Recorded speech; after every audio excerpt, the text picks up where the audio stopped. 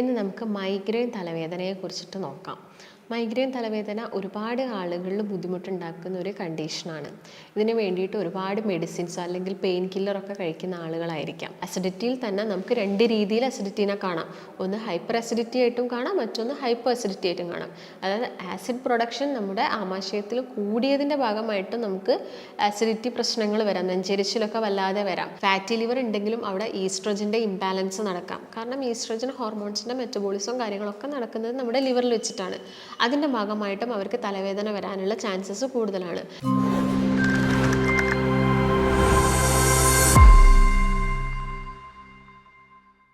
നമസ്കാരം, ഞാൻ ഡോക്ടർ ഭാഗ്യ, QNP health കെയറിലെ Ayurveda ഡോക്ടറാണ്. ഇന്ന് നമുക്ക് മൈഗ്രെയിൻ തലവേദനയെക്കുറിച്ചിട്ട് നോക്കാം. മൈഗ്രെയിൻ തലവേദന ഒരുപാട് ആളുകളിൽ ബുദ്ധിമുട്ടുണ്ടാക്കുന്ന ഒരു കണ്ടീഷനാണ്. ഇതിന് വേണ്ടിയിട്ട് ഒരുപാട് മെഡിസിൻസ് അല്ലെങ്കിൽ പെയിൻ കില്ലറൊക്കെ കഴിക്കുന്ന ആളുകളായിരിക്കാം.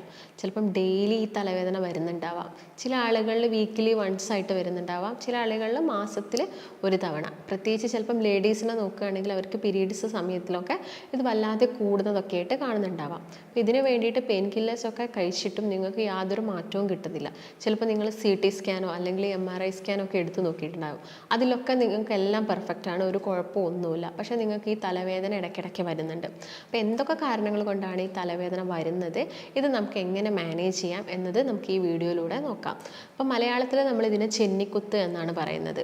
പലർക്കും പല രീതിയിലാണ് വരുന്നത്. ഒരുപാട് വർഷങ്ങളായിട്ട് ഈ തലവേദന അനുഭവിക്കുന്ന ആളുകളും ഉണ്ട്. ഇപ്പോൾ ചെറിയ കുട്ടികളുടെ കേസ് നോക്കുകയാണെങ്കിലും ഇപ്പോൾ നമ്മൾ ഈ തലവേദന കണ്ടുവരുന്നുണ്ട്. അതുമൂലം അവർക്ക് പഠിക്കാനൊക്കെ നല്ല ബുദ്ധിമുട്ടും കാര്യങ്ങളൊക്കെ പറയാറുണ്ട്. അപ്പോൾ ചിലപ്പോൾ ഇത് 4 മണിക്കൂർ മുതൽ 3 ദിവസത്തോളം നീണ്ടു നിൽക്കുന്ന തലവേദനയായിരിക്കാം. ഒരാൾക്ക് ചിലപ്പോൾ ഒന്ന് റെസ്റ്റ് എടുത്തു കഴിഞ്ഞാൽ അല്ലെങ്കിൽ നന്നായിട്ടൊന്ന് ഉറങ്ങിക്കഴിഞ്ഞാലൊക്കെ ഈ തലവേദന മാറും. അല്ലെങ്കിൽ ഒന്ന് ഛർദ്ദിച്ച് കഴിഞ്ഞാൽ ഒക്കെ ഈ തലവേദന കുറഞ്ഞു വരുന്നത് കാണാറുണ്ട്. അപ്പോൾ നിങ്ങൾക്ക് ഓൾറെഡി, അതായത് ഈ തലവേദന വരുന്നതിൻ്റെ മുൻപേ നമുക്കൊരു സിഗ്നൽ കിട്ടും. അതായത് ഓക്കെ, എനിക്ക് തലവേദന വരുന്നുണ്ട്, മൈഗ്രെയിൻ ഹെഡേക്ക് വരുന്നുണ്ട്, അപ്പോൾ ഇന്നൊരു കംപ്ലീറ്റ് ഡേ എൻ്റെത് പോവുകയാണ് എന്നൊക്കെ നമുക്ക് ആദ്യമേ മനസ്സിലാക്കാൻ സാധിക്കും. അതായത് ചിലപ്പം ഒരു വൺ സൈഡായിട്ടായിരിക്കും ഈ തലവേദന വരുന്നുണ്ടാവുക. കണ്ണിന് ചുറ്റും ഒരു വേദന വരാം, അല്ലെങ്കിൽ ഒരു സൈഡിൽ കാഴ്ചയ്ക്ക് ഒരു കുറവ് പോലെ അല്ലെങ്കിൽ മങ്ങുന്ന പോലെ. പിന്നീട് ആ തലവേദന ഈ നെറ്റിയുടെ ഒരു വൺ സൈഡിൽ വന്നിട്ട് പുറകു വശത്തൊക്കെ നല്ല രീതിയിൽ എന്തോ ഒന്ന് തട്ടുന്ന പോലെ, അതായത് വല്ലാത്തൊരു വിങ്ങലാണ് അവർക്ക് ഉണ്ടാവുന്നത്. ഈ വേദനേനെ തന്നെ നമ്മൾ പൾസേറ്റിംഗ് പെയിൻ എന്നൊക്കെ പറയും. ഒരു വിങ്ങുന്ന രീതിയിലുള്ള പെയിൻ എന്നാണ് മൈഗ്രെയിൻ തലവേദനയിൽ നമ്മൾ വിശേഷിപ്പിക്കുന്നത്. അപ്പോൾ എന്ത് കാരണങ്ങൾ കൊണ്ടാണ് മൈഗ്രെയിൻ തലവേദന വരുന്നത്? ഒരുപാട് അസ്വസ്ഥതകൾ അവർക്കുണ്ടാവും. ഈ സമയത്ത് ചിലപ്പം അവർക്ക് സ്ട്രോങ് ആയിട്ടുള്ള ലൈറ്റ് കാണാൻ ബുദ്ധിമുട്ടായിരിക്കും. അല്ലെങ്കിൽ അവർക്ക് എന്തെങ്കിലും ഒരു ഭക്ഷണം കഴിക്കുന്ന സമയത്തും അവിടെയും ഒരു ഫുഡ് കഴിക്കാൻ തോന്നില്ല, അല്ലെങ്കിൽ എന്തെങ്കിലും ഭക്ഷണം കഴിക്കുമ്പോഴത്തേക്ക് എന്നെ ഛർദ്ദിക്കാൻ വരിക, അല്ലെങ്കിൽ ശക്തമായിട്ട് വെയിൽ കൊള്ളുന്ന സമയത്ത്, അല്ലെങ്കിൽ ഒന്ന് യാത്ര ചെയ്യുന്ന സമയത്ത്, കാറ്റടിക്കുന്ന സമയത്ത്, അല്ലെങ്കിൽ ഒന്ന് മുടി ടൈറ്റാക്കി കെട്ടിയാൽ. ഈ കാരണങ്ങളൊക്കെ അവരെ ഒന്ന് ട്രിഗർ ചെയ്യുന്ന കുറച്ച് ഫാക്ടേഴ്സാണ്. ഓൾറെഡി തലവേദന വന്നു, പിന്നെ ഇങ്ങനെയൊക്കെ ചെയ്യുന്നത് മൂലം അത് വല്ലാതെ അങ്ങ് കൂടും. അപ്പോൾ ഇങ്ങനെയൊക്കെയാണ് ആളുകളിൽ നോർമലായിട്ട് കണ്ടുവരുന്ന കുറച്ച് ഫീച്ചേഴ്സ് എന്ന് പറയുന്നത്. അപ്പോൾ ഒരു ഹെഡേക്ക് സൈനസൈറ്റിക് ഹെഡേക്ക് ഞാൻ പറഞ്ഞു, പിന്നെ ഉള്ളതൊന്ന് മൈഗ്രെയിൻ ആണ്, മറ്റൊന്ന് ക്ലസ്റ്റർ ഹെഡേക്ക് ആണ്. ക്ലസ്റ്റർ ഹെഡേക്ക് എന്ന് പറയുന്നത് നമ്മുടെ കണ്ണിന് ചുറ്റും ആ ഒരു പെയിൻ വല്ലാതെ വന്നിട്ട് ഫോർഹെഡിലോട്ട് വരുന്നതാണ് ക്ലസ്റ്റർ ഹെഡേക്ക്. അത് കൂടുതലും കണ്ടിന്യൂസ് ആയിട്ട് ഇരുന്ന് ജോലി ചെയ്യുന്ന ആളുകൾ, അതായത് ഗാഡ്ജറ്റ്സ് യൂസ് ചെയ്യുന്ന, സ്ക്രീൻ ടൈം കൂടുതലായിട്ടും യൂസ് ചെയ്യുന്ന ആളുകളിലൊക്കെയാണ് ഈ ഒരു ക്ലസ്റ്റർ ഹെഡേക്ക് വരുന്നത്. മറ്റൊന്ന് ടെൻഷൻ ഹെഡേക്ക് ആണ്. ടെൻഷൻ ഹെഡേക്ക് എന്ന് പറയുന്നത് നമ്മുടെ നെർവ്സിനും മസിൽസിനും, ഫോർഹെഡിലുള്ള നെർവ്സിനും മസിൽസിനൊക്കെ വരുന്ന ടെൻഷൻ മൂലം വരുന്നതാണ് ടെൻഷൻ. മറ്റൊന്ന് ഗ്യാസ്ട്രിക് ഹെഡേക്ക് ആണ്. നിങ്ങൾ ചിലപ്പോൾ ഒരു നേരത്തെ ഫുഡ് സ്കിപ്പ് ചെയ്ത് പോയാൽ, അല്ലെങ്കിൽ ഗ്യാസിൽ ഏതെങ്കിലും ഒരു ഭക്ഷണം കഴിച്ചാൽ നിങ്ങൾക്ക് ആ ഒരു തലവേദന വരും. പക്ഷേ നിങ്ങൾ അതിനുള്ള എന്തെങ്കിലും ഒരു റെമഡി എടുത്തു കഴിഞ്ഞാൽ, അല്ലെങ്കിൽ നിങ്ങൾ പെട്ടെന്ന് തന്നെ ഫുഡൊക്കെ കഴിച്ചാൽ നിങ്ങൾക്കത് ഓക്കെ ആവും. ഓക്കെ, ആ തലവേദന കംപ്ലീറ്റ് ആയിട്ട് മാറും. ഗ്യാസ്ട്രിക് അല്ലെങ്കിൽ വരുന്ന ഒരു കണ്ടീഷൻ എന്ന് പറയുന്നത് നമ്മുടെ കഴുത്തിലെ ബാക്ക് സൈഡിലുള്ള എല്ലുകൾക്ക് വരുന്ന തേയ്മാനം കൊണ്ടും നമുക്ക് തലവേദനയും അങ്ങനെയുള്ള അസ്വസ്ഥതകളൊക്കെ വരാനുള്ള ചാൻസസ് കൂടുതലാണ്. ഇനി ഇത് കൂടുതലായിട്ടും ആരിലൊക്കെയാണ് കണ്ടുവരുന്നതെന്ന് നോക്കാം. അപ്പോൾ പ്രായപൂർത്തിയാവുന്ന സമയത്താണ് ഇത് കൂടുതൽ, അതായത് ഒരു 18 വയസ്സൊക്കെ കഴിയുന്ന കുട്ടികളിലൊക്കെയാണ് കൂടുതലായിട്ട് ഈ ഒരു തലവേദന കണ്ടുവരുന്നത്. പക്ഷേ ഫുഡ് പാറ്റേണിലൊക്കെ ചേഞ്ചസും കാര്യങ്ങളും ഉണ്ടെങ്കിൽ ചെറിയ കുട്ടികളിലാണെങ്കിലും ഈ തലവേദന വരാനുള്ള ചാൻസ് ഉണ്ട്. പിന്നെ നോക്കുകയാണെങ്കിൽ സ്ത്രീകളിലാണ് കൂടുതലായിട്ടും ഹോർമോണൽ ചേഞ്ചസ് ഒക്കെ നടക്കുന്നത്. സ്ത്രീകളിലാണ് ചിലപ്പോൾ അവർക്ക് മെനോപോസൊക്കെ എത്തിക്കഴിഞ്ഞാൽ ഈ തലവേദനയിലൊക്കെ കുറവും വന്നേക്കാം. അതുപോലെ തന്നെ പുരുഷന്മാരിലാണെങ്കിലും തലവേദന കണ്ടുവരാറുണ്ട്. അപ്പോൾ എന്ത് കാരണങ്ങൾ കൊണ്ടാണ് നിങ്ങൾക്ക് തലവേദന വന്നത് എന്ന് നിങ്ങൾ നോക്കേണ്ടതുണ്ട്. ഞാൻ നേരത്തെ പറഞ്ഞ പോലെയുള്ള എന്തെങ്കിലും കാരണമാണോ, അല്ലെങ്കിൽ ഇത് നിങ്ങൾക്ക് വരുന്നത് മൈഗ്രെയിൻ കൊണ്ട് തന്നെയാണ്, അത് നിങ്ങൾ മനസ്സിലാക്കണം. അപ്പോൾ മൈഗ്രെയിൻ ഉള്ള റീസൺ നമ്മുടെ വയറ് തന്നെയാണ്. വയറ് ഓക്കെ ആവാതിരിക്കുക, അല്ലെങ്കിൽ ഗട്ട് ഹെൽത്ത് പ്രോപ്പർ ആവാതിരിക്കുക. നിങ്ങൾക്കിപ്പം ഒരു കോൺസ്റ്റിപ്പേഷനും കാര്യങ്ങളൊക്കെ ഇടയ്ക്കിടയ്ക്ക് വരുന്നുണ്ടെങ്കിൽ ആ ദഹനം തന്നെ ഇംപ്രോപ്പറായി, ദഹനം പ്രോപ്പറായിട്ട് നടക്കുകയാണെങ്കിൽ തന്നെ നമുക്ക് ഒട്ടുമിക്ക അസുഖങ്ങളും വരും. അതായത് നല്ല ഒരു ദഹനമുള്ള ആൾക്ക് എപ്പോഴും നല്ല ആരോഗ്യമായിരിക്കും. അപ്പം എപ്പോഴും നമ്മുടെ ദഹനം പ്രോപ്പറാക്കാൻ വേണ്ടിയിട്ടാണ് നോക്കേണ്ടത്. അതിന് നമ്മുടെ ഗട്ട് ഹെൽത്ത് ഓക്കെ ആയിരിക്കണം. ഗട്ട് ഹെൽത്ത് ഓക്കെ ആവാൻ എന്ത് വേണം? നല്ല പ്രോബയോട്ടിക്സ് വേണം. അതായത് നിങ്ങൾക്ക് ഇടയ്ക്കിടയ്ക്ക് ഗ്യാസിൻ്റെ ബുദ്ധിമുട്ട് വരിക, നെഞ്ചരിച്ചിൽ വരിക, അല്ലെങ്കിൽ വയറ് വീർത്ത് അഥവാ ബ്ലോട്ടിംഗ് ഒക്കെ സംഭവിക്കുക. ഇതൊക്കെ കാണിക്കുന്നത് നിങ്ങൾക്ക് ഒന്നെങ്കിലും ഈ അസിഡിറ്റീൻ്റെ ബുദ്ധിമുട്ടുണ്ട്. അസിഡിറ്റിയിൽ തന്നെ നമുക്ക് 2 രീതിയിൽ അസിഡിറ്റീനെ കാണാം. ഒന്ന് ഹൈപ്പർ അസിഡിറ്റി ആയിട്ടും കാണാം, മറ്റൊന്ന് ഹൈപ്പർ അസിഡിറ്റി ആയിട്ടും കാണാം. അതായത് ആസിഡ് പ്രൊഡക്ഷൻ നമ്മുടെ ആമാശയത്തിൽ കൂടിയതിൻ്റെ ഭാഗമായിട്ട് നമുക്ക് ആസിഡിറ്റി പ്രശ്നങ്ങൾ വരാം, നെഞ്ചരിച്ചിലൊക്കെ വല്ലാതെ വരാം. അതുപോലെ തന്നെ ഇടയ്ക്കിടയ്ക്ക് പുളിച്ച് തേട്ടിയിട്ട് വരാം. അല്ലെങ്കിൽ ഇപ്പം ആസിഡ് കുറവാണ്, പ്രോപ്പറായിട്ടുള്ള ഡൈജഷൻ നടക്കുന്നില്ല, കോൺസ്റ്റിപ്പേഷൻ ഇടയ്ക്കിടയ്ക്ക് വരുന്നത്, ഇതൊക്കെ നമുക്ക് അസിഡിറ്റി കുറഞ്ഞാലും വരുന്ന കാര്യങ്ങളാണ്. അപ്പം എന്താണ്, ഹൈപ്പറാണോ ഹൈപ്പർ അസിഡിറ്റി ആണോ എന്ന് പ്രത്യേകം ശ്രദ്ധിക്കേണ്ടതുണ്ട്. അല്ലെങ്കിൽ ചിലപ്പോൾ നമുക്ക് ഗ്യാസ് പ്രശ്നങ്ങളൊക്കെ ആയിരിക്കാം. അസിഡിറ്റി നമ്മൾ ട്രീറ്റ് ചെയ്ത് കഴിഞ്ഞിട്ടില്ലെങ്കിൽ അത് എന്താണെങ്കിലും ഒരു അൾസർ സ്റ്റേജിലോട്ട് വരാനുള്ള ചാൻസസ് കൂടുതലാണ്. ഒരുപാട് കാലമായിട്ടുള്ള അസിഡിറ്റി ഒക്കെ ആണെങ്കിൽ അത് അൾസർ ആവാം. പിന്നീട് ഈ അൾസർ കൂടിക്കഴിഞ്ഞാൽ ക്യാൻസർ വരെ ആവാനുള്ള ചാൻസസ് ഉണ്ട്. അപ്പോൾ അതൊക്കെ അതിൻ്റെ ഇനീഷ്യൽ സ്റ്റേജിൽ തന്നെ വേണ്ട ട്രീറ്റ്മെൻറ്റ്സും കാര്യങ്ങളും ടെസ്റ്റുകളും ഒക്കെ ചെയ്യാൻ വേണ്ടിയിട്ട് നോക്കുക. അതുപോലെ ഞാൻ നേരത്തെ പറഞ്ഞു, എന്താണ് ഗട്ട് ഹെൽത്ത്? ഗട്ട് ഹെൽത്ത് എന്താ നോക്കുന്ന സമയത്ത് നമുക്ക് കുറച്ച് ബാക്ടീരിയാസിനെ കുറിച്ച് മനസ്സിലാക്കേണ്ടതുണ്ട്.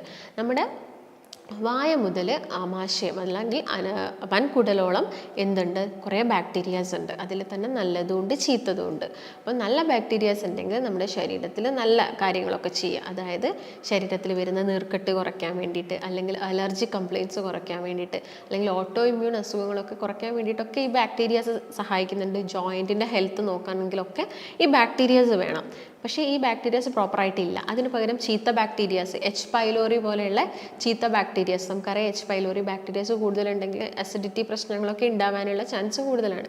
അപ്പോൾ ഇല്ലെങ്കിൽ നമുക്ക് ഇങ്ങനെ ഇടയ്ക്കിടയ്ക്ക് ഇറിറ്റേഷൻസും കാര്യങ്ങളും വരും. കാരണം ഇത് മൈഗ്രെയിൻ തലവേദനനെ തന്നെ നോക്കുകയാണെങ്കിൽ ഇതൊരു റെഫേർഡ് പെയിൻ ആണ്.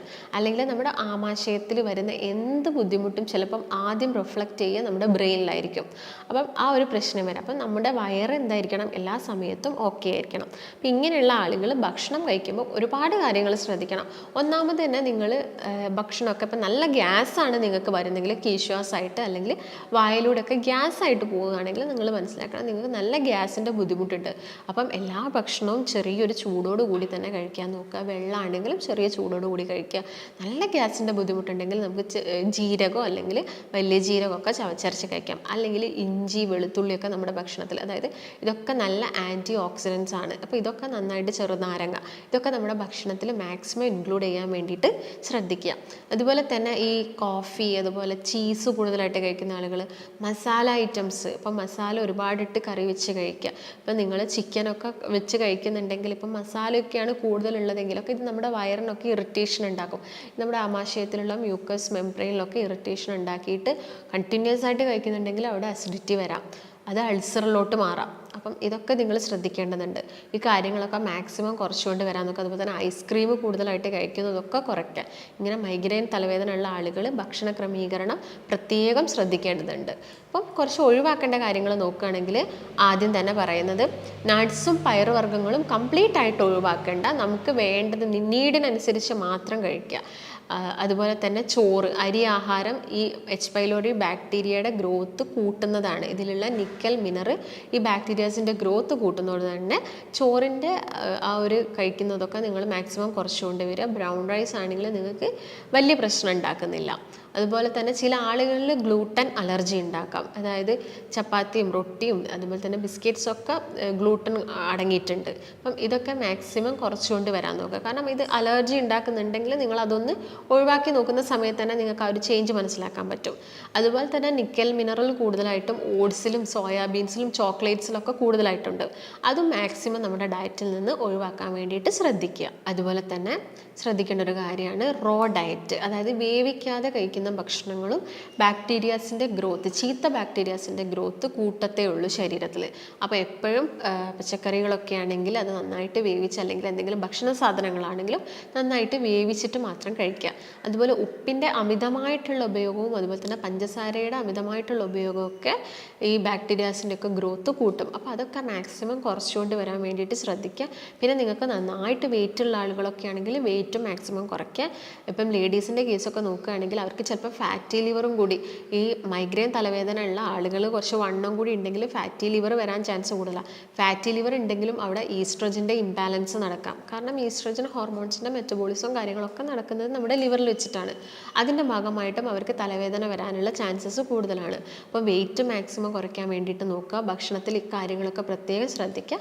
പിന്നെ നന്നായിട്ട് പ്രോബയോട്ടിക് കഴിക്കുകയാണ് ചെയ്യേണ്ടത്. പ്രോബയോട്ടിക് തന്നെ നല്ലൊരു പ്രോബയോട്ടിക് എന്ന് പറയുന്നത് അധികം പുളിയില്ലാത്ത തൈരാണ് അല്ലെങ്കിൽ മോരാണ്. ഇത് ഡെയിലി നിങ്ങളുടെ ഭക്ഷണത്തിൽ ഇൻക്ലൂഡ് ചെയ്യാൻ വേണ്ടിയിട്ട് ശ്രദ്ധിക്കുക. ഇപ്പം ചില ആളുകൾക്ക് തൈരും മോരും ഒക്കെ കഴിക്കുന്നത് അവർക്ക് അലർജി ഉണ്ടാക്കാം, അല്ലെങ്കിൽ കഫക്കെട്ട് പോലുള്ള പ്രശ്നങ്ങൾ ഉണ്ടാവുന്നുണ്ടെങ്കിൽ അവർ ചിലപ്പം സപ്ലിമെൻറ്റ്സ് കഴിക്കേണ്ടി വരും. അല്ലെങ്കിൽ നിങ്ങൾ പഴങ്കഞ്ഞിയൊക്കെ കഴിക്കാം. തലേ ദിവസം ചോറൊക്കെ വെള്ളത്തിലിട്ട് വെച്ചിട്ട് പിറ്റേ ദിവസം നിങ്ങൾ പഴങ്കഞ്ഞി കഴിക്കുകയാണെങ്കിലും അത് നല്ലൊരു പ്രോബയോട്ടിക് ആയിട്ട് ആക്ട് ചെയ്യുന്നുണ്ട്. അതുപോലെ തന്നെ നിങ്ങൾ അധികം പുളിയില്ലാത്ത വൈനൊക്കെ ആണെങ്കിൽ നമുക്ക് എടുക്കാം. ഉപ്പിലിട്ട് വെച്ച ഫ്രൂട്ട്സുകൾ നമുക്ക് കട്ട് ഫ്രൂട്ട്സ് ആയിട്ട് നമുക്ക് കഴിക്കാം. ഇതൊന്നും ഡെയിലി കഴിക്കേണ്ട ആവശ്യമില്ല. ഇതിലൊന്നും മാക്സിമം വിനാഗറിൻ്റെ ഉപയോഗം കുറച്ച് കുറയ്ക്കേണ്ടതാണ്. അപ്പം ഡെയിലി യൂസ് ചെയ്യേണ്ട ആവശ്യകതയില്ല. ഈ ഒരു ബാക്ടീരിയസിൻ്റെ ഗ്രോത്തിന് വേണ്ടിയിട്ട് ഇങ്ങനെയുള്ള രീതിയിൽ ഭക്ഷണം കഴിക്കുക. അല്ലെങ്കിൽ നിങ്ങൾ കപ്പ് തൈര് അതുപോലെ തന്നെ കഴിക്കുകയാണെങ്കിൽ നല്ലതാണ്. അല്ലെങ്കിൽ ചോറിൻ്റെ കൂടെയൊക്കെ മിക്സ് ചെയ്ത് കഴിക്കാൻ വേണ്ടിയിട്ട് ശ്രദ്ധിക്കുക. പിന്നെ ഈ എച്ച് പൈലോറി ബാക്ടീരിയാസിൻ്റെ ഗ്രോത്ത് ഉള്ള ആളുകളൊക്കെ ആണെങ്കിൽ നന്നായിട്ട് തിളപ്പിച്ച വെള്ളമൊക്കെ കുടിക്കുന്നത് ഈ ബാക്ടീരിയാസിൻ്റെ ഗ്രോത്ത് കുറയ്ക്കാൻ വേണ്ടി ഹെൽപ്പ് ചെയ്യും. അതുപോലെ തന്നെ കരിഞ്ജീരകം എന്ന് പറയുന്നത് നല്ലൊരു മെഡിസിനാണ്. ഇതും അവർക്കൊരു 2-3 ടീസ്പൂൺ ഒരു ഗ്ലാസ് വെള്ളത്തിലൊക്കെ ആക്കിയിട്ട് കുടിക്കാവുന്നതാണ്. കരിഞ്ജീരകമാണെങ്കിലും മാക്സിമം നിങ്ങൾ യൂസ് ചെയ്യുമ്പോൾ ഒരു ഡോക്ടറിൻ്റെ നിർദ്ദേശപ്രകാരം മാത്രം വേണം യൂസ് ചെയ്യാൻ. കാരണം അതിന് ഒരുപാട് സൈഡ് എഫക്ട്സും കാര്യങ്ങളും ഉണ്ട്. മാക്സിമം അത് ഒരു മാസത്തോളം യൂസ് ചെയ്യുക. അതുപോലെ നിങ്ങളുടെ എന്തെങ്കിലും ഹെൽത്ത് കണ്ടീഷൻസ് ഒക്കെ നോക്കിയിട്ട് വേണം ഇതെടുക്കാൻ വേണ്ടിയിട്ട്. ഈ കാര്യങ്ങളൊക്കെയാണ് മെയിനായിട്ടും മൈഗ്രെയിൻ ഉള്ള ആളുകൾ ശ്രദ്ധിക്കേണ്ടത്. അപ്പോൾ നിങ്ങൾക്ക് എന്തെങ്കിലും സംശയങ്ങളോ കാര്യങ്ങളോ ഉണ്ടെങ്കിൽ താഴെ കാണുന്ന നമ്പറുമായിട്ട് ബന്ധപ്പെടുക. നമുക്ക് മറ്റൊരു നല്ല ഹെൽത്ത് ടോപ്പിക്കുമായിട്ട് വീണ്ടും കാണാം. നന്ദി.